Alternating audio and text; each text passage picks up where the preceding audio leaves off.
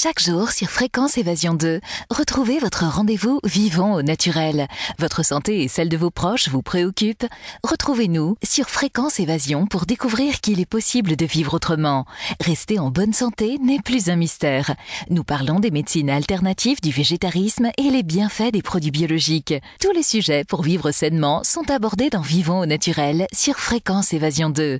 Jean-Marc Pétat, bonjour et merci d'être avec nous. Bonjour. Alors, vous êtes directeur du développement chez BASF, c'est bien ça? Voilà, je suis directeur du développement durable. Durable. Et membre de l'Union pour la protection des plantes. Nous allons parler plus précisément des pesticides naturels dans le golfe de Saint-Tropez. Peut-on aujourd'hui se passer des pesticides ou allons-nous vers des pesticides plus naturels, biologiques? Aujourd'hui, même si c'est pas forcément politiquement correct de dire ça, on a du mal à se passer des produits phytosanitaires, des pesticides, hein, comme on le dit au niveau du grand public, pour une simple raison, c'est que comme tout un chacun, on tombe malade de temps en temps selon les conditions climatiques, quand il fait froid, quand il y a du vent, et les plantes c'est la même chose. Dès qu'il pleut, dès qu'il fait humide, eh bien vous avez des parasites, des champignons ou des insectes ou même des mauvaises herbes qui se développent et qui viennent donc impacter le rendement, mais aussi la qualité des récoltes. Alors comment faisions-nous avant l'arrivée de tous ces pesticides industriels, chimiques? L'agriculture existait et nous vivions normalement? Alors avant, sans remonter forcément très très loin, avant, en absence de produits phytosanitaires efficaces, eh bien les gens souffraient de famine. Hein. Je vous renvoie à la famine, la dernière grande famine en Europe de l'Ouest, c'était la famine en Irlande quand le mildiou de la pomme de terre a ravagé toute la production de pommes de terre qui était la nourriture de base des Irlandais. Et cette épidémie donc de mildiou de la pomme de terre a même provoqué une famine qui a déclenché donc une vague d'immigration des Irlandais vers l'Amérique du Nord. Donc ça c'était le XVIIIe siècle. Donc voilà, c'est la dernière grande famine et ça veut dire que on n'est pas à l'abri que des cultures entières soient ravagées demain par des nouveaux parasites, et donc il ne faut pas baisser la garde. Ne pas baisser la garde, ça ne veut pas dire faire n'importe quoi. Je pense que l'industrie et les agriculteurs, et comme toute profession, ils ont progressé depuis de très nombreuses années. Ça peut paraître encore insuffisant au niveau du grand public, mais les progrès ils sont réels, c'est-à-dire que les molécules sont de plus en plus respectueuses de l'environnement, elles sont de plus en plus respectueuses de la santé. Et l'industrie, avec les agriculteurs, on est en train de travailler sur une nouvelle génération de produits qui s'inspirent encore plus de la nature, et donc c'est ce qu'on appelle le biocontrôle. Donc ce marché du biocontrôle, il reste encore marginal, c'est là où il y a encore besoin de beaucoup d'innovation, de beaucoup d'investissement dans la recherche, mais on est donc assez confiant qu'à échéance de 10 ans, on arrivera à copier des molécules qui sont naturellement synthétisées par les plantes et qui permettront de protéger donc les cultures. Parce que contrairement à ce que pense le grand public, en fait, 99,9% des pesticides qu'on peut trouver dans l'alimentation, des résidus qu'on peut trouver dans l'alimentation, ce sont des résidus qui sont issus de pesticides naturels. C'est-à-dire que les plantes, elles se défendent naturellement contre les parasites. Quelquefois c'est insuffisant et donc il faut qu'on utilise donc des substances chimiques pour venir renforcer cette protection naturelle. Vivons au naturel. Alors ces pesticides naturels sont-ils efficaces et de quoi sont-ils composés? Donc il y a différents types de développement possibles. On peut imaginer demain qu'on aura des micro-organismes comme des nématodes ou des bactéries qui pourront permettre de lutter contre les parasites. On a aussi des macro-organismes. L'exemple le plus connu, c'est les coccinelles, mais c'est pas du tout efficace en plein champ. Les coccinelles, malheureusement, c'est efficace sous serre.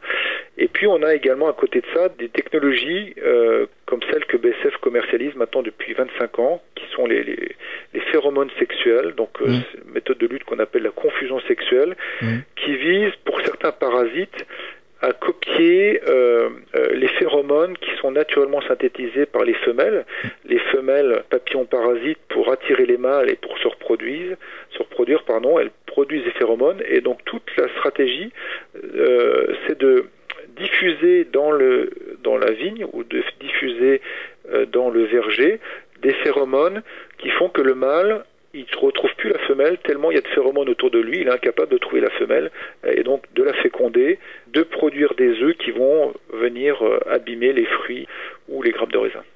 Alors, parlez-nous de ces pesticides qui ont été testés, je crois, dans le golfe de Saint-Tropez. Voilà, donc c'est cette méthode que je viens de vous décrire, qui est une méthode complètement naturelle et qui permet de s'affranchir au moins en partie des insecticides. Donc on peut presque supprimer complètement les insecticides. Et ce qui est intéressant dans cette méthode, c'est que, et en même temps ça peut expliquer aussi sa complexité, aller vers le biocontrôle, c'est pas facile. Ce qui est important dans cette méthode, c'est qu'il faut absolument une lutte collective. C'est-à-dire qu'un viticulteur, tout seul, ne peut pas utiliser cette méthode.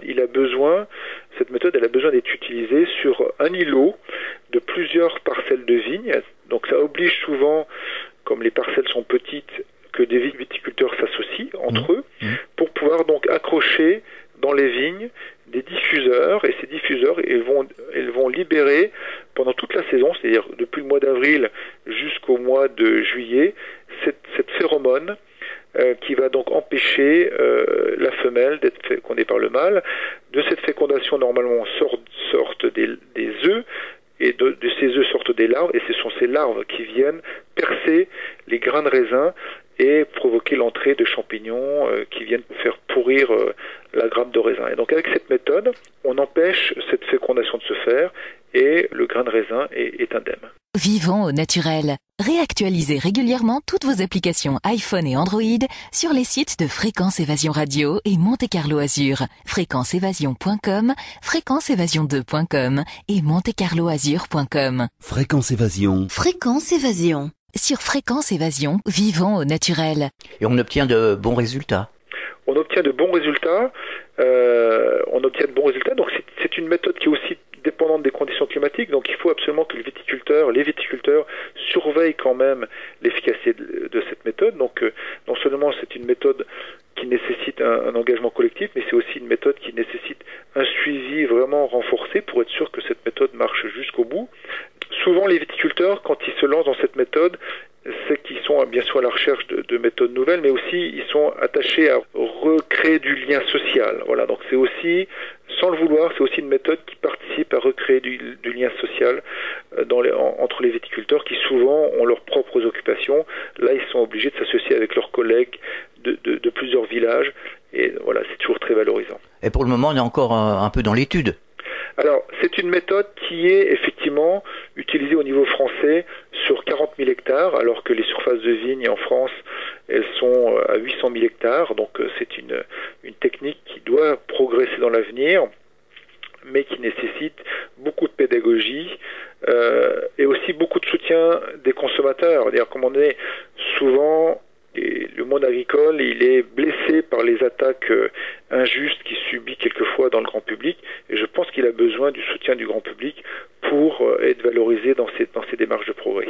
Alors justement, le consommateur devient de plus en plus exigeant et recherche une nourriture saine, biologique, et nous constatons un changement de comportement chez ces consommateurs qui lisent de plus en plus les étiquettes, qui abandonnent l'alimentation industrielle au profit du bio. C'est une chose que vous constatez ? Alors oui, je pense qu'il y a une tendance. Il y a une tendance, et moi-même je vis cette tendance à retrouver le goût naturel, le goût des fruits et des légumes, et donc on revient plus vers du local. Je dirais pas qu'on revient plus vers du bio, parce que le bio c'est une niche dans ce marché local, mais on peut très bien faire de la qualité avec de l'agriculture raisonnée. Il y a des gens qui préfèrent le bio, mais je pense que l'image du bio s'est construite sur une image qui est pas tout à fait réelle. En fait, le bio utilise aussi des pesticides. Nous-mêmes, BSF, nous sommes un des plus gros fournisseurs de pesticides de l'agriculture biologique, et donc souvent les gens ont l'impression que le bio n'utilise pas de pesticides. C'est faux. Et c'est là où on revient sur cette notion, il faut absolument que les consommateurs fassent des choix, mais en connaissance de cause. Je pense que le bio n'a rien à gagner en se développant sur des fausses informations. Le bio a des qualités, le bio a des consommateurs, mais je pense qu'il ne faut pas que cette réputation du bio se construise sur des mensonges. Enfin, pour l'avoir testé, on voit quand même une différence entre des fruits et des légumes bio et des fruits et des légumes qui ont poussé industriellement. Hein. Oui, parce que je pense que cette différence, elle vient principalement du fait que souvent dans ces productions intensives, et notamment les productions qui sont importées, les fruits ou les légumes sont récoltés alors qu'ils ne sont pas mûrs. Et donc pour leur permettre de résister au voyage. Alors que l'avantage du local, qu'il soit conventionnel ou qu'il soit bio, c'est qu'il est récolté à maturité. Et donc, là, on retrouve le vrai goût des fruits et des légumes, des fruits qui sont riches en vitamines. Et c'est ça que les gens attendent, qu'ils soient produits de façon conventionnelle, qu'ils soient produits de façon bio. Vivons au naturel. Vous organisez des colloques, des conférences, des ateliers ? Alors oui, on organise de temps en temps des colloques où on répond positivement à des invitations à des colloques. À titre d'exemple, on a organisé au mois de février à Nancy, donc dans le nord-est de la France, avec les étudiants d'une école d'agronomie, un colloque sur le biocontrôle avec le monde agricole, avec les scientifiques, les chercheurs, les étudiants, pour justement faire un point sur l'état actuel des innovations en termes de biocontrôle, mais aussi pour prendre conscience des freins techniques qui existent encore avant que ce genre de technologie se développe vraiment massivement en France. En tout cas, nous, on le souhaite, mais ça passe par de l'investissement en recherche et beaucoup de pédagogie. Vous travaillez en partenaire avec d'autres organismes ? Oui, nous travaillons en partenariat avec la recherche publique, mais aussi avec la recherche privée. Et on a notamment un objectif fort, c'est d'intensifier nos partenariats avec la recherche française, parce que c'est vrai que ce souci des consommateurs, le fait que notre pays est un grand pays agricole, pousse bien sûr la recherche à investir. Et donc notre objectif, c'est que le groupe BSF construise le maximum de partenariats avec la recherche française. En mai 2015, on a notamment noué un grand partenariat de recherche avec une start-up basée à Nancy, dans la recherche justement de biomolécules pour l'agriculture. On peut vous retrouver sur Internet ? Alors, on peut me retrouver sur Internet, oui. Il y a un certain nombre de vidéos dans lesquelles j'apparais, et donc qui sont justement issues d'interventions dans un certain nombre de colloques. Et puis, bien sûr, je suis prêt à répondre à toute question de la part de vos auditeurs, sans aucun problème. Pour terminer, est-ce que vous auriez un message adressé aux auditeurs ? Oui, c'est un message d'abord de curiosité. Je pense qu'il faut absolument que chacun d'entre nous, en tout cas moi c'est ce que j'essaie d'inculquer à mes enfants, se fasse sa propre opinion. Et donc il y a des messages anti-pesticides sur Internet par exemple, il y a des messages pro-pesticides. Je pense que l'objectif pour chacun d'entre nous, c'est de se faire sa propre opinion sans croire forcément une opinion plus qu'une autre.